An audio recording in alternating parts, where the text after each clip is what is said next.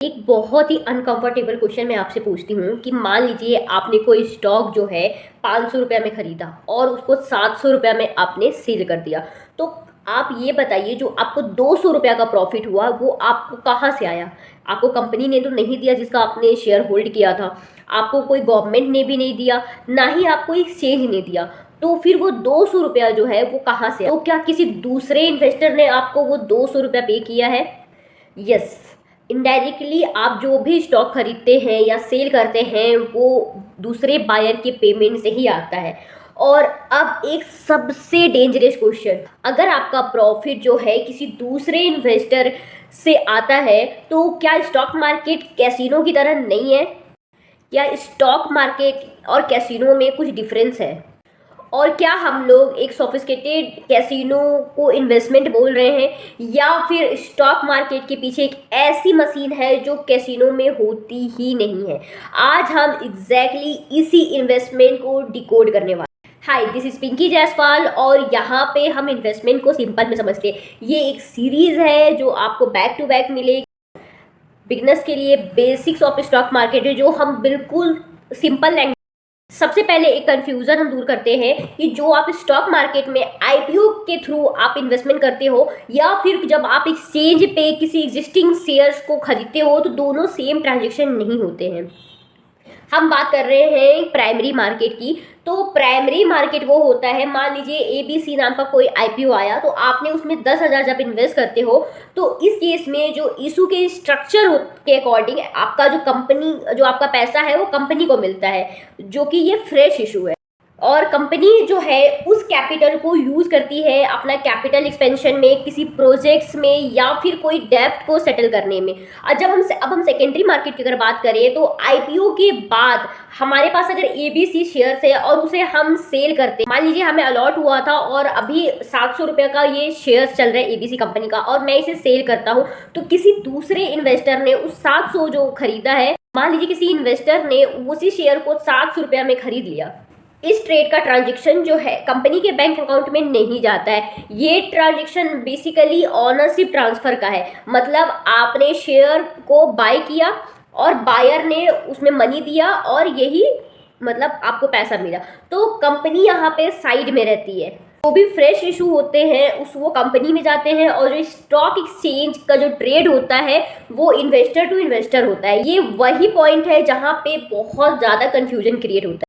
एक सबसे इम्पॉर्टेंट बात मैं बताती हूँ कि अगर आपने वो शेयर जो है 500 का शेयर था, आपने उसे 700 में बेचा और किसी, तो आपका यहाँ पे प्रॉफिट 200 हुआ, लेकिन इसका ये मतलब नहीं है कि जो बायर ने आपका, दूसरे बायर ने आपका जो स्टॉक 700 में खरीदा उसको 200 रुपये का लॉस है।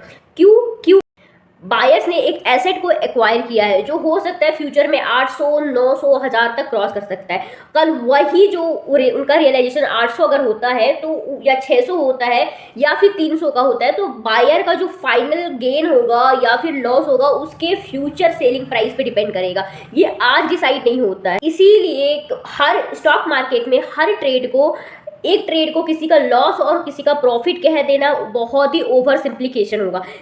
अगर कंपनी जो है आपके जो ट्रेड का पैसा नहीं लेती है तो लॉन्ग टर्म में शेयर का प्राइस कैसे बढ़ता है, आगे समझते हैं।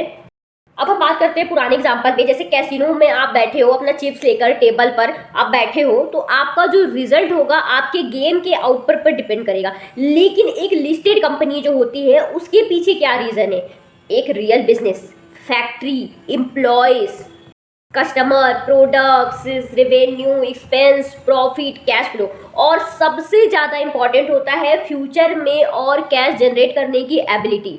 मान लो एक कंपनी है जो कि आज 100 करोड़ का है, 100 करोड़ का प्रॉफिट अर्न कर रही है और कंपनी के पास चॉइस है कि प्रॉफिट का कुछ हिस्सा वो शेयर होल्डर को एज अ डिविडेंड मतलब रिटर्न करे या फिर बिजनेस में ही री इन्वेस्ट कर दे। तो फिर एक बात तो बिल्कुल सच है कि सेकेंडरी मार्केट में अगर आप कोई शेयर खरीदते हो तो उसका सेल का जो कैश होता है वो बायर के अकाउंट से आता है। तो फिर अब यहाँ पे और एक सवाल इंटरेस्टिंग हो जाती है कि अगर मान लीजिए कि उसने जो ऑप्शन चूज किया कि 100 करोड़ का प्रॉफिट में से 60 करोड़ का उसने जो है अपने री इन्वेस्ट कर दिया बिजनेस में, कुछ नया प्लांट में, कोई स्टोर्स में, टेक्नोलॉजी में, या डिस्ट्रीब्यूशन में, या कोई कैपेसिटी एक्सपेंशन में, और ये इन्वेस्टमेंट सक्सेस सक्सेसफुली होते ही कंपनी का फ्यूचर में और भी ज़्यादा प्रॉफिट होने क्या है, उन्हें 100 करोड़ से बढ़कर प्रॉफिट 150-200 करोड़ भी जनरेट कर सकती है। यहाँ पर कुछ जेन्युइनली इंपॉर्टेंट हो रहा है, वैल्यू सिर्फ एक इन्वेस्टर से दूसरे इन्वेस्टर के पास ट्रांसफर हो रहा है, अंडरलाइंग बिजनेस का खुद का जो ग्रो कर रहा है। आप एक टर्म याद रखो, रिटेन्ड अर्निंग। सिंपल लैंग्वेज में अगर मैं इसे कंपनी का जो प्रॉफिट है वो शेयर होल्डर्स को इमीडिएट डिस्ट्रीब्यूट नहीं करती है, इसका कुछ पोर्शन जो है रिटेन बिजनेस में रख लेती है। इसमें एक इम्पॉर्टेंट वार्निंग ये भी है कि हर प्रॉफिट को रिटेन कर लेना ऑटोमेटिकली वैल्यू क्रिएशन नहीं होती है। अगर कंपनी जो है पैसा इनएफिशिएंट वेस्ट के बाद इक्वाइजेशन करे या फिर पुअर रिजल्ट जनरेट करे तो रिटेन अर्निंग का बेनिफिट जो है नहीं होगा। लेकिन अगर वही कंपनी जो है रिटेन कैपिटल को अच्छी जगह पे इन्वेस्ट करती है तो फ्यूचर की जो अर्निंग ग्रोथ है, पावर है, वो बहुत ही ज़्यादा बढ़ जाती है। और इसी वजह से लॉन्ग टर्म में सिर्फ इन्वेस्टर ही ये नहीं देखता कि आज शेयर 500 का है या 700 का है, वो ये देखता है कि फ्यूचर में कंपनी जो है कितना ज़्यादा रिटर्न जनरेट कर सकता है। अब आपसे एक क्वेश्चन कि मान लीजिए कल स्टॉक मार्केट 1 महीने के लिए बंद हो जाए, तो फिर क्या ये कंपनी जो है बंद हो जाएगी, उसके कंपनीज के जो कस्टमर है वो रेवेन्यू जनरेट नहीं करेगी, एम्प्लॉयज़ को सैलरी नहीं देगी, प्रोडक्ट सेल नहीं करेगी या फिर कोई प्रॉफिट जनरेट नहीं करेगी? ऐसा कुछ भी नहीं है। स्टॉक मार्केट जो है सिर्फ ऑनरशिप को ट्रांसफर करता है, बिजनेस का मार्केट प्लेस अलग है। बिजनेस जो है स्टॉक एक्सचेंज से बहुत ही बड़ा है। यहाँ पर एक चीज़ और आपको बताती हूँ कि मान लीजिए कोई ऐसी कंपनी है जिसमें इन्वेस्टर को लगता है कि ये कंपनी जो है बहुत ही ज़्यादा फ्यूचर में प्रॉफिट जनरेट कर सकती है और फ्यूचर में ये बहुत ही ज़्यादा कैश फ्लो ला सकती है, बिजनेस को एक्सपेंड और बड़ा कर सकती है, सबसे और कैपिटल जो है इफिशियंटली यूज कर सकती है, तो इन्वेस्टर जो है उस कंपनी में शेयर्स के ये ज़्यादा प्राइस देने के लिए भी रेडी हो जाते हैं। लेकिन ये गारंटीड नहीं है। अच्छी कंपनी का स्टॉक भी जो है गिर सकता है और पुअर कंपनी का स्टॉक भी टेम्पररी जो है अप जा सकता है। Market expectations, valuation, interest rate, sentiment और कंपटीशन और काउंटलेस फैक्टर होते हैं। इसीलिए good company is not equal to guaranteed rising stock price और rising stock price is not equal to guaranteed good company. समझना बिगिनर्स के लिए बहुत ही ज़्यादा इंपॉर्टेंट है। सेकेंडरी मार्केट में इन्वेस्टर जो है एक दूसरे से शेयर जो है ट्रेड करते हैं, लेकिन शेयर्स के पीछे का एक रियल बिजनेस है। वो बिजनेस होता है कस्टमर का पैसा कमा सकती है या नहीं, प्रॉफिट जनरेट कर सकती है या नहीं, कैश फ्लो जनरेट कर सकती है या नहीं, और प्रॉफिट को री इन्वेस्ट करके गुड इन्वेस्टमेंट की तरह यूज़ कर सकती है या नहीं, उसका फ्यूचर में लार्जर अर्निंग की कैपेसिटी रखता है या नहीं।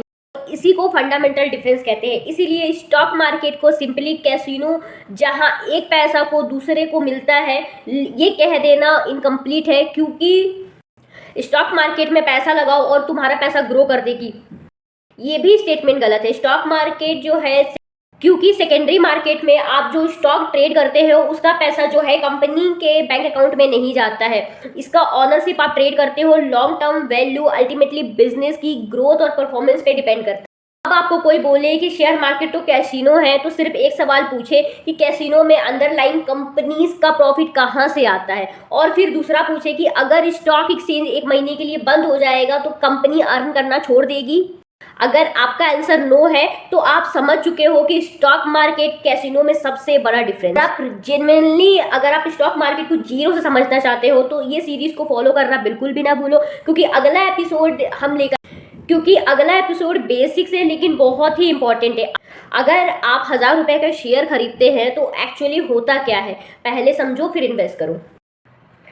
और वीडियो अच्छी लगी हो तो लाइक और कमेंट करके मुझे और वीडियो आपको इन्फॉर्मेटिव लगी हो तो लाइक और कमेंट करके मुझे ज़रूर बताएं। और मेरे इस सीरीज़ को सीरियसली अगर स्टॉक मार्केट को सीखना चाहते हो तो सब्सक्राइब कर लें, क्योंकि ये सीरीज़ आपको स्टॉक मार्केट को हेल्प करेगा समझने में। हम मिलते हैं नेक्स्ट